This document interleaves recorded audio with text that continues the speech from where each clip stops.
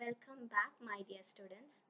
Today we are going to study Receiver for Debenture Holders section from the chapter Accounting for Liquidation of Companies. That's the last portion of this chapter. So let's start from its theory. Receiver for Debenture Holders.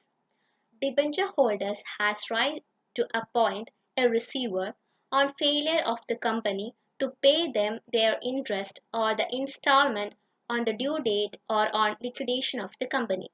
In case of liquidation, debenture holders may appoint an independent person as receiver to take over the assets specifically or generally charged in their favor. The receiver will realize such assets and after meeting the expenses, remuneration and making payment to claimants entitled to get payment in priority to the debenture holders. He will make payment to the debenture holders. The receiver will hand over the surplus, if any, to the liquidator of the company so that the latter may make the payment to the claimants who are to get the payment after the debenture holders. So, if a receiver is appointed by the debenture holders to protect their interest, two statements should be prepared. First one is receiver's statement of account and liquidator's final statement of account. So, let's start doing a problem relating to receiver for debenture holders. And this is our question. This question is almost similar as illustration 11 in your textbook. So please go through this question and you can see at the adjustment portion that mortgage loan was secured against land and building. Debentures were secured by floating charge on all the other assets. So all the other assets are charged against debentures and the company was unable to meet the payment and therefore debenture holders is appointing a receiver and they are going for a voluntary winding up and for the receiver for the debenture holders brought the land and building to auction and realized 1,50,000 and you can see that the liquidator um, took a charge of sundry assets of the value 2,40,000 and realized for 2 lakh rupees and the balance of 1 lakh rupees also were realized by liquidator, but we are not concerned about liquidator's realization in case of receiver's statement of account. In case of receiver's statement of account, we are only considering the assets which are realized by the receiver. So like this we can do the problem. So let's move to the answer. Receiver statement of account. This should be prepared first. And here you can see that sundry assets realized. You know that in the question it is mentioned that receiver has realized sundry assets for rupees 2 lakh rupees and also he has realized land and building for 1,50,000 rupees and you know that there is 80,000 mortgage loan in the question, so you do want to deduct 80,000 from 1,50,000, so the amount will be 70,000 and 2,70,000 is the total amount which is realized by the receiver. And coming to the payment section of receiver statement of account, receiver's cost is 2,000 which is given in your question and payment of preferential creditors income tax raised within 12 months. You can go to the question and you can see that assessment year 2014-15 and 15-16 total amount is 26,000 in case of income tax. So we are writing this 26,000 here and payment of debenture holders. The question you can see that 13% debentures of 1,50,000. So the payment include 1,50,000 plus 13% of that debentures interest. So 9,750 will be the 13% for the half an year in case of debentures. So sum total you will get 1,59,750 and the balance amount is the excess amount which the receiver got from realization of asset and it should be hand over to the liquidator and the amount hand over to the liquidator is 82,250 rupees.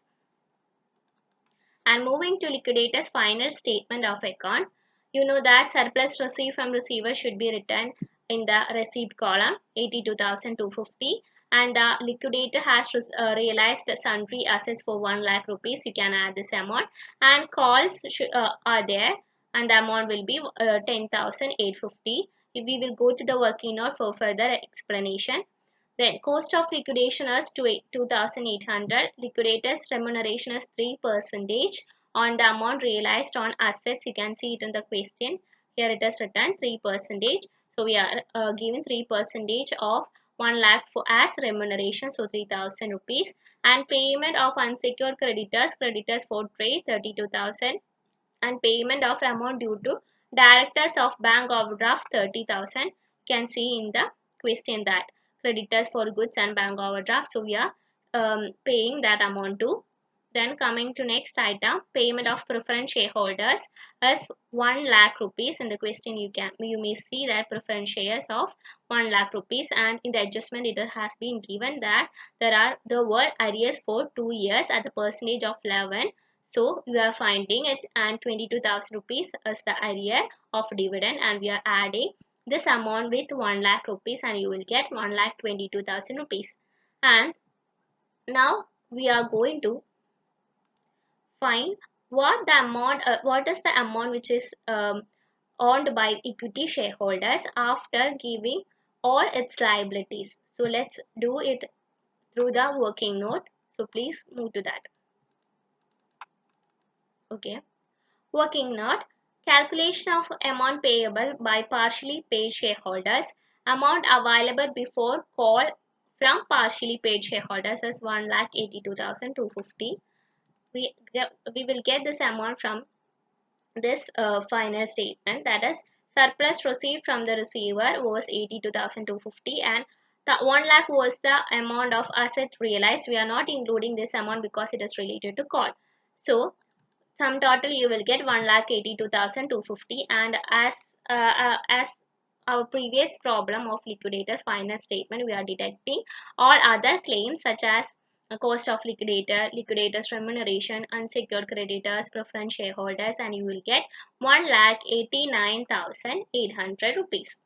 And here there is a deficiency of 7,550 rupees, and we should add the amount receivable from partially paid shareholders on the basis of notional call of 2.5 per share on 5,000 shares, that is 12,500, and you will get a surplus of 4,950 rupees.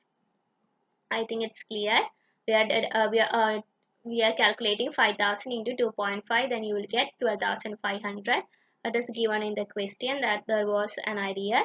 Net surplus after notional call 4,950 was the amount which is which was arrived from deducting 7,550 from 12,500. So we will get 4,950 rupees, and number of shares deemed fully paid was 15,000 shares. And to find the refund amount on each fully paid up shares, we are calculating such as 4,950 divided by 15,000, that is 33 paise was the is the amount which should be refunded to every fully paid up shareholders.